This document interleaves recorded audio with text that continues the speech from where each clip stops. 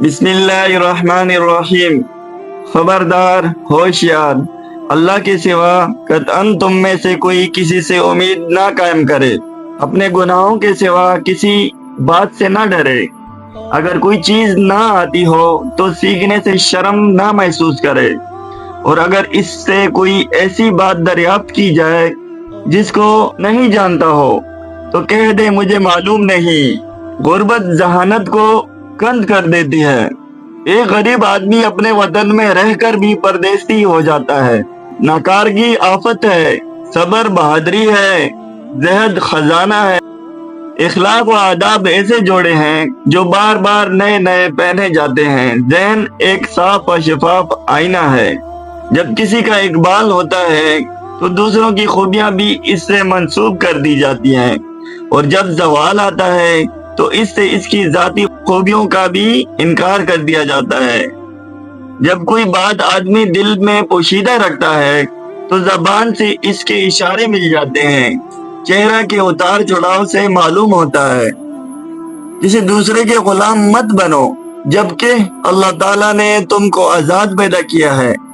جھوٹی تمناؤں پر بھروسہ کرنے سے بچتے رہو، تمنائیں بے وقوفوں کا سرمایہ ہیں۔ تم کو بتاؤں کہ سب سے بڑا عالم کون ہے؟ وہ جو بندگان خدا کو معصیت کی باتیں حسین بنا کر نہ دکھائے اور خدا کی کارروائی سے بے خطر نہ رکھے اور اس کی رحمت سے مایوس بھی نہ کرے۔ لوگ اپنے آباء و اجداد سے زیادہ اپنے زمانہ کے مشابہ ہوتے ہیں، یعنی لوگوں پر وقت اور ماحول کا اثر زیادہ پڑتا ہے۔ انسان اپنی زبان کے نیچے پوشیدہ ہے، یعنی جب تک آدمی بولے نہیں اس کی علمیت اور حقیقت پوشیدہ رہتی ہے۔ جس نے اپنے آپ کو پہچان لیا اس کے لیے کوئی بڑا خطرہ یا دھوکہ کا اندیشہ نہیں۔ کبھی زبان سے نکلا ہوا ایک لفظ نعمتوں کو چھین لیتا ہے۔ آپ اپنے یقین کو شک نہ بنائیں، یعنی روزی کا ملنا یقینی ہے، اس کی تلاش میں اس طرح اور اتنا نہ لگیں کہ گویا آپ کو اس میں کچھ شک ہے، اور اپنے علم کو جہالت نہ بنائیں۔ جو علم پر عمل نہیں کرتا وہ اور جاہل دونوں برابر ہیں، اور اپنے گمان کو حق نہ سمجھیں، یعنی آپ اپنی رائے کو وحی کی طرح حق نہ سمجھیں، اور یہ بات آپ جان لیں کہ آپ کی دنیا تو صرف اتنی ہے جو آپ کو ملی اور آپ نے اسے آگے چلا دیا یا تقسیم کر کے برابر کر دیا یا پہن کر پرانا کر دیا۔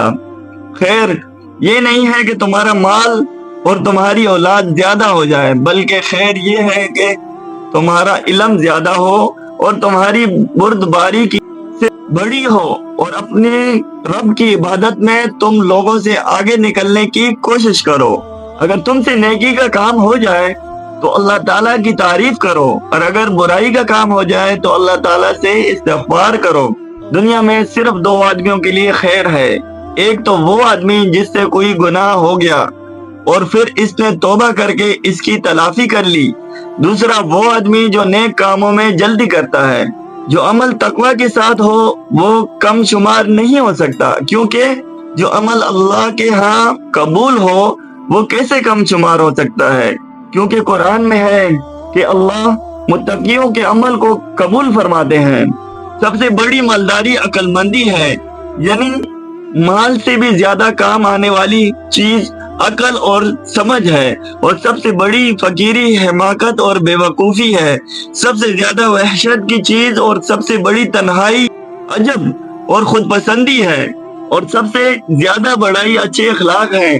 بے وقوف کی دوستی سے بچنا، کیونکہ وہ فائدہ پہنچاتے پہنچاتے تمہارا نقصان کر دے گا، اور جھوٹے کی دوستی سے بچنا، کیونکہ جو تم سے دور ہے یعنی تمہارا دشمن ہے اسے تمہارے قریب کر دے گا، اور جو تمہارے قریب ہے یعنی تمہارا دوست ہے اسے تم سے دور کر دے گا، یا وہ دور والی چیز کو نزدیک اور نزدیک والی چیز کو دور بتائے گا اور تمہارا نقصان کر دے گا۔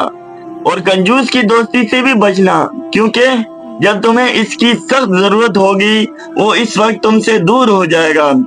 اور بدکار کی دوستی سے بچنا، کیونکہ وہ تمہیں معمولی سی چیز کے بدلے میں بیچ دے گا۔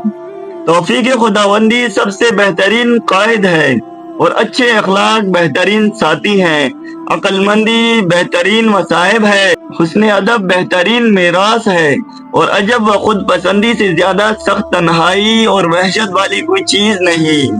اسے مت دیکھو کہ کون بات کر رہا ہے، بلکہ یہ دیکھو کہ کیا بات کہہ رہا ہے۔ ہر بھائی چارہ ختم ہو جاتا ہے، صرف وہی بھائی چارہ باقی رہتا ہے جو لالچ کے بغیر ہو۔ اللہ کی قسم، اہل حق کا اکٹھا ہونا ہی اصل میں اکٹھا ہونا ہے، چاہے وہ تعداد میں کم ہو، اور اہل باطل کا اکٹھا ہونا حقیقت میں بکھر جانا ہے، چاہے وہ مقدار میں زیادہ ہو۔ بے شک مومن تو ایسے لوگ ہیں کہ ایک دوسرے سے محبت کرنے والے ہوتے ہیں، اگرچہ ان کے وطن اور جسم دور ہوں، اور منافقین ایسے لوگ ہیں جو ایک دوسرے کو دھوکہ دینے والے ہوتے ہیں۔ حضرت علی رضی اللہ تعالیٰ عنہ نے فرمایا، میں کسی مسلمان کی ایک ضرورت پوری کر دوں، یہ مجھے زمین بھر سونا چاندی ملنے سے زیادہ محبوب ہے۔ تواضع کی بنیاد 3 چیزیں ہیں: آدمی کو جو ملے اسے سلام میں پہل کرے، اور مجلس کی اچھی جگہ کے بجائے ادنا جگہ میں بیٹھنے پر راضی ہو جائے، اور دکھاوے اور شہرت کو برا سمجھے۔ جو آدمی بھی اللہ تعالیٰ پر بھروسہ کرے اور یہ سمجھے کہ اللہ تعالیٰ جو حالت بھی اس کے لیے پسند فرماتے ہیں وہ خیر ہی ہے، تو وہ اللہ کی طرف سے بھیجی ہوئی حالت کے علاوہ کسی اور حالت کی کبھی تمنا نہ کرے گا، اور یہ کیفیت رضا برقضا کے مقام کا آخری درجہ ہے۔ جو اللہ کے فیصلہ پر راضی ہوگا تو اللہ نے جو فیصلہ کیا ہے وہ تو ہو کر رہے گا، لیکن اسے اس پر راضی ہونے کی وجہ سے اجر ملے گا، اور جو اس پر راضی نہ ہوگا تو بھی اللہ کا فیصلہ ہو کر رہے گا، لیکن اس کے نیک عمل ضائع ہو جائیں گے۔ جہاد کی 3 قسمیں ہیں: ایک ہاتھ سے جہاد کرنا، دوسرا زبان سے جہاد کرنا، تیسرا دل سے جہاد کرنا۔ سب سے پہلے ہاتھ والا جہاد ختم ہوگا، پھر زبان والا ختم ہوگا، پھر دل والا۔ جب دل کی یہ کیفیت ہو جائے گی کہ وہ نیکی کو نیکی نہ سمجھے اور برائی کو برائی نہ سمجھے، تو اسے اوندا کر دیا جاتا ہے، یعنی اس کے اوپر والے حصے کو نیچے کر دیا جاتا ہے، پھر خیر اور نیکی کا جذبہ اس میں نہیں رہتا۔ زبان سارے بدن کی اصلاح کی بنیاد ہے، جب زبان ٹھیک ہو جائے تو سارے اعضاء ٹھیک ہو جاتے ہیں، اور جب زبان بے قابو ہو جاتی ہے تو تمام اعضاء بے قابو ہو جاتے ہیں۔ اپنے بید اپنے تک محفوظ رکھو اور کسی پر ظاہر نہ کرو، کیونکہ ہر خیر خواہ کے لیے کوئی نہ کوئی خیر خواہ ہوتا ہے۔ میں نے گمراہ انسانوں کو دیکھا ہے کہ وہ کسی آدمی کو بے داغ صحیح نہیں رہنے دیتے۔ جیسے تم خوف کے وقت عمل کرتے ہو، ایسی ہی دوسرے اوقات میں بھی شوق اور رغبت سے عمل کیا کرو۔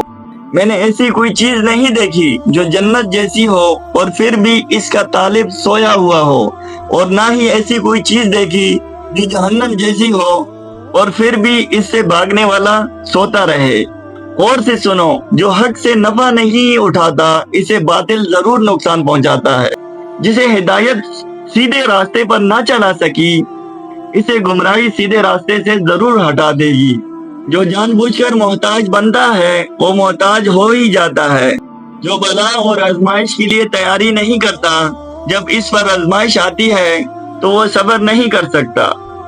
جو کسی سے مشورہ نہیں کرتا اسے ندامت اٹھانی پڑتی ہے۔ آدمی کو سیکھنے میں حیا نہیں کرنی چاہیے، اور جس آدمی سے ایسی بات پوچھی جائے جسے وہ نہیں جانتا تو اسے یہ کہنے میں حیا نہیں کرنی چاہیے کہ میں نہیں جانتا۔ علم مال سے بہتر ہے، علم تمہاری حفاظت کرتا ہے، اور مال کی حفاظت تمہیں خود کرنی پڑتی ہے۔ علم عمل کرنے سے بڑھتا ہے اور مال خرچ کرنے سے گھٹتا ہے۔ عالم کی محبت دین ہے جس کا اللہ کے ہاں سے بدلہ ملے گا۔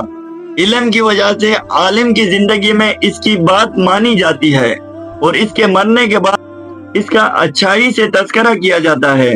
حقیقی عالم وہ ہے جو لوگوں کو اللہ کی رحمت سے نا امید نہ کرے اور نہ اللہ تعالیٰ کی نافرمانی کی انہیں کلی چھٹی دے، اور نہ انہیں اللہ کی پکڑ سے بے خوف اور بے فکر ہونے دے، اور نہ قرآن کے علاوہ کسی اور چیز میں ایسا لگے کہ قرآن چھوٹ جائے۔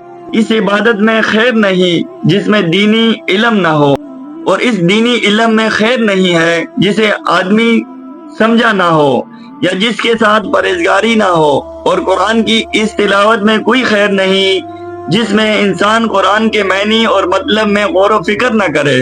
جس شخص کی زبان اس پر حاکم بن جائے وہ ذلیل ہو کر رہتا ہے۔ عقل مند کا سینہ اس کے رازوں کا صندوق ہوتا